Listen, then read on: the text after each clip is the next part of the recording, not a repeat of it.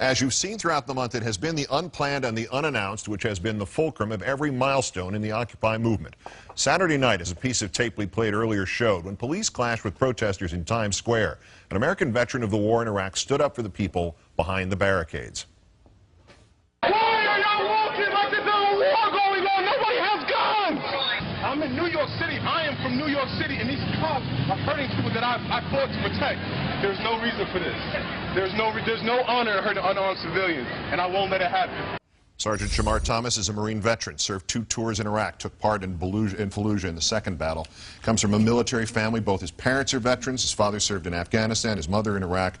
It's an honor to have you here, sir. Thank you. I appreciate it. Why'd you go to Times Square Saturday night, particularly wearing your medals and your uniform? I initially went to the protest on October 5th, and I saw the police brutality, and it made me want to get involved even more to, you know, the understanding that, you know, we have young men and women out here who are trying to inspire, you know, change. And so why wouldn't I want to be a part of that? So that's, you know, my goal in life is to inspire a generation, you know? Well, obviously, because as I suggested, this was it was not Sergeant Thomas night on the schedule, and yet it sort of became that. What you were shouting in a way that you could see in the policemen's eyes they were listening and didn't know what to do, and there were people, passers-by didn't know what to do, and protesters didn't know what to do, because obviously you were hitting a chord with these people. What were you trying to say? And obviously we have the quotes, we have the tape, we played it, but what was in your mind as you were, you know, expressing yourself in that vocal manner? Well, I've been to Iraq twice. I've been in, I was in a riot in Rupa, Iraq in 2004, where we had rocks thrown at us, and after the rocks were thrown, we didn't go beating up people and arresting people, you know what I mean? We kind of treated it with a level of humility, you know what I mean? And to have the cops beating, I saw, you know, a cop punching a woman in the face, you know, to see that in my own country, you know, my family fought for this country for people to have a right, and these people are peaceful. I haven't seen a video yet where I've seen them try to hurt the cops. So why are they using batons and sticks? Why are they in riot gear when nobody's trying to riot, you know? Did you have a sense at the time that they were listening to you? Oh, I know for sure they were listening to me. I have no doubt in my mind that they were listening to me. I had the fire in my gut, you know, so to speak. Like they knew what I meant. You know, I've been to, you know, on over 50 combat missions, so the intensity is there. They know that I'm telling the truth, you know. They know in their hearts what, you know, what I'm saying is right. With good reason, in the last 10 years, particularly the New York Police Department has gotten a little militaristic in their point of view, because they now are trained that everything could be fatal, and that's probably a good attitude to have given what happened in 2001. There's an understanding of that, at least where it comes from. However, not every situation is fatal. Exactly. And it seemed like you were a cold bucket of water against their sort of fevered, what's going to happen now thing, because you actually been in the real thing where it was life and death, and this was not it. And that was what you're trying to get to them?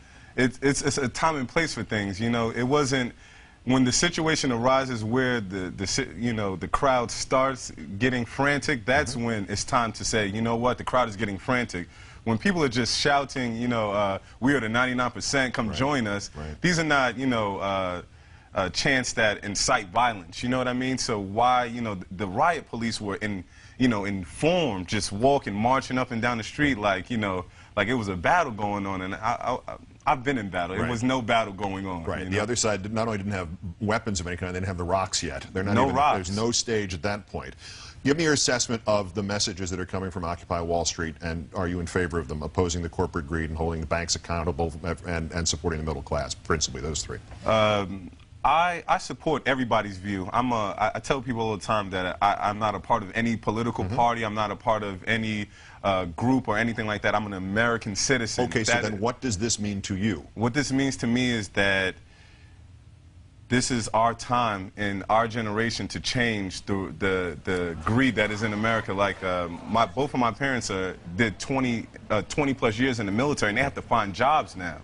And it's like, I recruited for the Marines for 4 months, and it's like I taught kids to come join the Marines. So it's like, come join the Marines, and then what are you going to do after you get out of the Marines? You know what I mean? So it's like there's no, you know, there's no place for us to go now. You know what I'm saying? So is there a place, do you think, in Occupy, in the entire movement, in the protest movement that's beginning in this country, for veterans' rights, and particularly recent veterans' rights, to be addressed? Should there be some more attention paid to this fact? Well, that's the whole thing with the uniform. Sure. That's what I tell people, like, you know, I want to inspire the veterans to come out, because a lot of veterans have this thing where they don't want to speak against the government. They're so, you know, trained, like, oh, no, if I speak out, you know, speaking against the government is wrong, you know what I mean, because we have a chain of command, you know.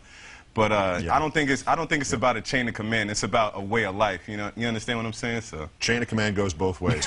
Sergeant Shamar Thomas, U.S. Marine Corps, whose mother, father, grandfather, and great-grandfather also served this country through Iraq and Afghanistan and Vietnam and World War II. Yeah. Great thanks to you for your service, to them for their service, and spectacular work on Saturday night. Thank you. And thanks for coming in here this evening. Thank you. Having accelerated and expanded faster than any other protest group in American history, Occupy Wall Street now addresses the prospect of maybe developing demands and goals and strategies like one suggested last week here by Tom Hayden. Mass, nonviolent arrests followed by each protester arrested demanding a jury trial, gumming up the system. Who better to follow up on that idea than Tom Hayden himself? He's next. This is Countdown.